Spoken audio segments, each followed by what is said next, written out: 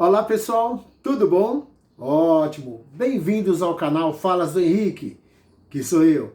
E aqui, como vocês já sabem, no nosso canal eu falo sobre exemplos edificantes de pessoas que deixaram sua marca na história e de acontecimentos que, com o passar do tempo, se tornaram importantes, tá? E vamos começar uma nova série aqui, esse livro que vai aparecer aqui no canto, ó. Eu vou falar para vocês Bezerra de Menezes, O Médico dos Pobres, tá? Esse é o livro que eu vou estar falando para vocês aí. Vocês já devem conhecer, né, o Dr. Bezerra de Menezes, ou pelo menos já devem ter ouvido falar, né? E aí eu vou contar as histórias que tem no livro para vocês. Então vamos lá, umas explicações. O livro Bezerra de Menezes, O Médico dos Pobres, ele foi escrito por Francisco Aquarone. O Francisco Aquarone, ele escreveu esse livro no final de 1934, 1935, ele escreveu esse livro. Porque ele ele conhecia, ele sabia da história do Dr. Bezerra de Menezes, algumas coisas, admirava já, e ele queria se aprofundar mais e queria escrever a respeito. Mas era um projeto. E aí aí consta que teve um fato marcante, que foi o que impulsionou mesmo ele escrever o livro. E esse fato marcante é o seguinte: ele tinha uma filha de 9 anos, e aí um dia a menina estava em casa, eles estavam em casa, e a menina brincando pela casa e tal, de repente a menina gritou para ele: pai, tem um senhor aqui na sala, um senhor de barbas, e ele quer conversar com você. E a menina estava brincando e tal, quando o pai chegou na sala, a menina não estava mais, e não tinha ninguém na sala. Como ele achou que era brincadeira, ou que fazia parte da brincadeira da menina, ele não ficou nervoso, não retrucou nem nada, e voltou para os trabalhos dele, para o escritório. Como ele já tinha esse projeto, ele tinha algum material, mas estava lá. E entre esse material tinha uma foto do Dr. Bezerra. E nisso ele estava mexendo nas coisas lá, colocou a foto em cima da mesa, e a menina andando pela sala, de repente a menina entra no escritório.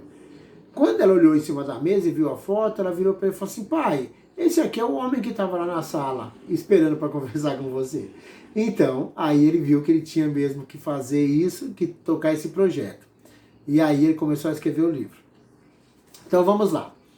Adolfo Bezerra de Menezes, ele nasceu em Riacho do Sangue, no Ceará, em 29 de agosto de 1831. Ele era o quarto filho do casal Antônio Bezerra de Menezes e de Fabiana de Jesus Maria Bezerra. O pai dele, o senhor Antônio Bezerra de Menezes, ele era conhecido como Coronel Bezerra. Por quê? Porque ele era tenente-coronel da Guarda Nacional. E eles eram uma família abastada, uma família de renome, uma família conhecida. E inclusive ele tinha fazendas e criação de animais, de gado, né? E consta também que o Coronel Bezerra sempre foi uma pessoa muito boa, uma pessoa caridosa, uma pessoa que sempre foi muito generoso. Então, bastava a pessoa chegar para ele e pedir uma ajuda, dizendo que estava necessitado, que ele já ajudava. Ele não perguntava por quê, nem para quê, nem nada. A pessoa chegava, pedia e ele ajudava. E aí consta que muitas vezes ele foi explorado até por causa disso, porque as pessoas sabiam dessa bondade dele e aí exploravam ele e abusavam da boa vontade dele. E consta também que, com o passar dos anos, ele adquiriu uma prática que ele se valia, né?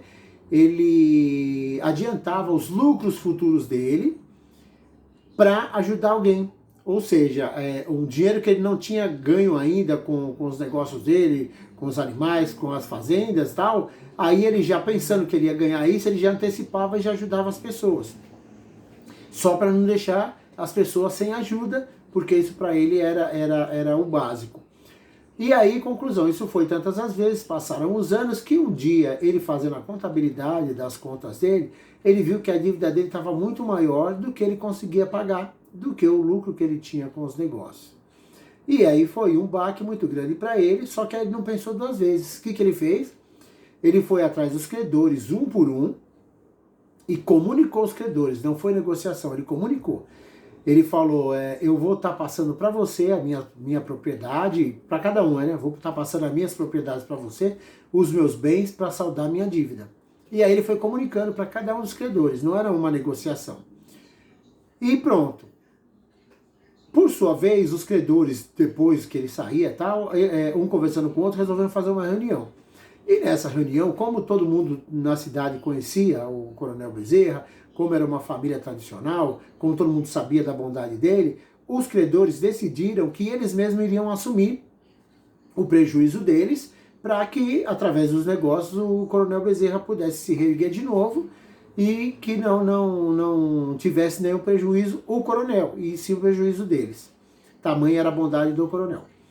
E aí eles fizeram uma reunião entre eles com o Coronel Bezerra e comunicaram isso, mas o coronel não aceitou. Por quê? Porque pelo jeito dele, pela índole dele, ele já se achava muito mal de ter chegado naquele estágio e ia ser muito pior para ele de saber que ele não ia arcar com aquela despesa, com aquela dívida dele. E aí ele disse que não aceitava. E ficou aquele embate, aceita ou não aceita, vai, não vai, fica, não fica. Até que com muito custo ele aceitou a proposta dos credores. Porém, nessa mesma reunião ele jurou para cada um dos credores que a partir de então ele não seria mais o proprietário das fazendas e nem dos negócios dele, nem dos bens dele. Ele seria o administrador. E que os verdadeiros proprietários seriam os credores. E que dali em diante todo o dinheiro que ele conseguisse, todo o lucro que ele conseguisse com os negócios dele, seriam direcionados para pagar essa dívida que ele tinha com os credores, até o último tostão. E aí o que acontece? Isso foi um baque muito grande para a família e mudou aí até o destino da família deles, mas é a continuação da história, tá bom? Ok, pessoal, espero que vocês tenham gostado. Se você gostou, clica no joinha para ficar sabendo, se inscreve no nosso canal, ativa o sininho. Se você quiser deixar algum comentário aí, deixa assim, tá bom? Até o próximo vídeo. Lembrando, sempre aproveite as coisas boas que possam melhorar a sua vida. Tudo de bom e muita luz.